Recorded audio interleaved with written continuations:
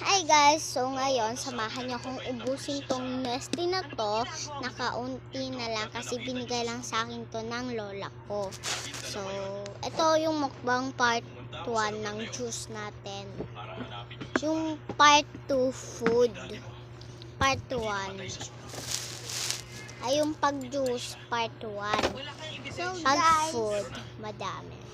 pwede naman kayo mag-ano sa amin ng fake order. Ha? Madami na yung vlog ng fake order na yan ah. Tapos meron naman ditong tindang palabunutan. Kung malapit kayo dito sa amin, pumunta kayo dito. Diyan lang kami nagtitinda sa tapat ng bahay namin. So actually, kakadating lang namin kaninang 12 kasi ang kasi ang pasok namin is 9, ang uwi niya 11, so hinihintay niya ako kasi 12 ako umuwi. So sabay na kami para hindi niya pabalik-balik sa school.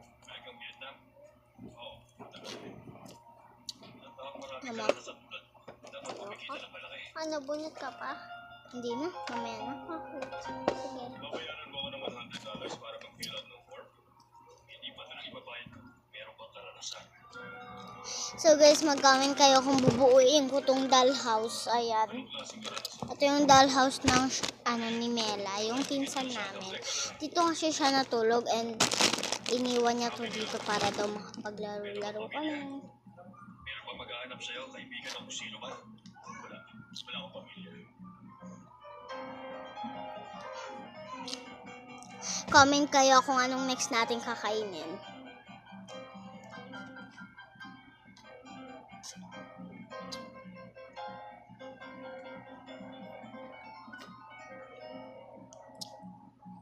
Magdideposito ka ng $500,000 sa account namin sa Bangko sa Cayman Islands.